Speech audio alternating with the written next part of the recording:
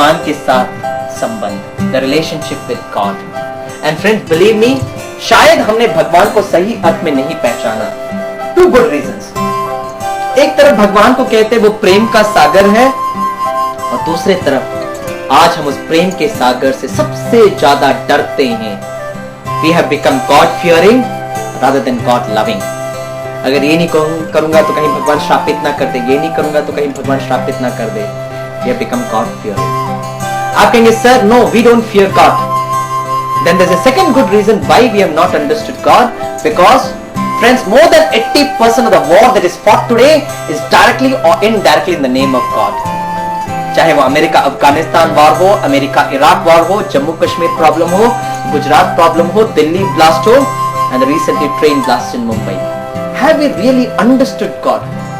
किसी ने क्या खूब कहा है, काबा है घर रहीम का, काशी है घर राम का, दोनों ही बात तो एक है, झगड़ा है बस नाम का। We are fighting in the name of God and we call ourselves intellectuals। Friends, let us also fight in the name of God, but let's understand the name very clearly।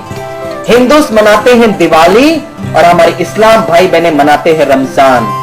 लेकिन थोड़ा सा कॉमन सेंस तो हम समझ सकते हैं, अरे दिवाली में है अली ALI, तो रमजान में है राम RAM।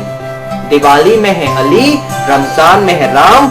दिवाली में है दिल DIL, तो रमजान में है जान ZAL। अरे उस प्रेम के सागर को दिल व जान, सिख व प्रेम से याद करना है, ना कि उसके नाम पर युद्ध करना है, ना कि उसके नाम पर युद्ध करना है। वो परमात्मा के साथ वो संबंध जोड़ना जरूरी है। हमें ये समझ होनी चाहिए कि हम सभी जो आत्माएं हैं उस एक परमात्मा के संतान हैं।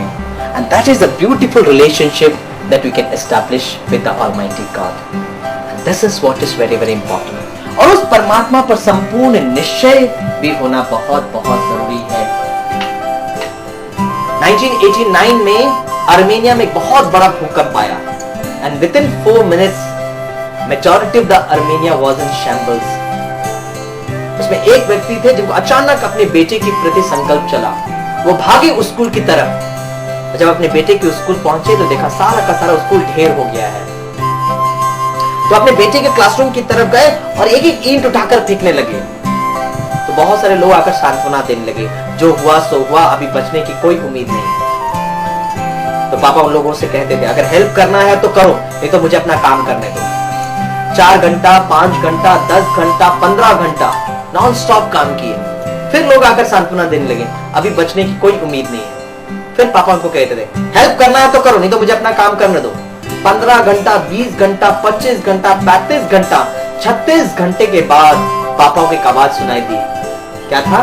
उसके बेटे की आवाज, पापा मैं यहाँ पर हूँ।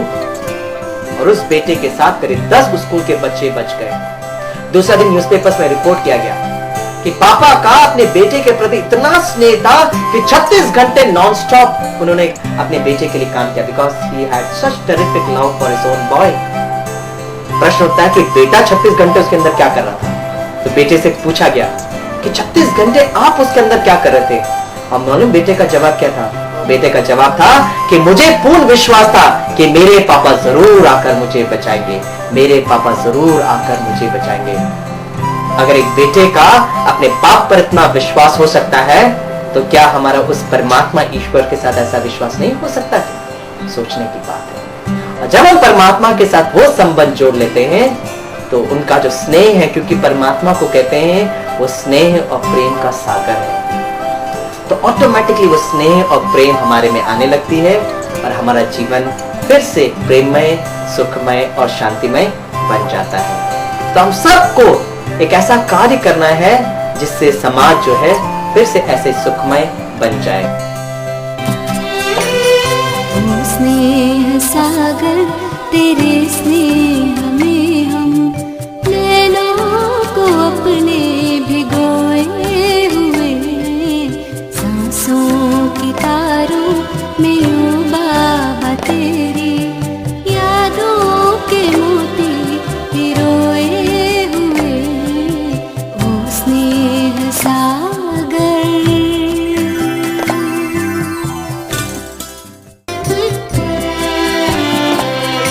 ये महसूस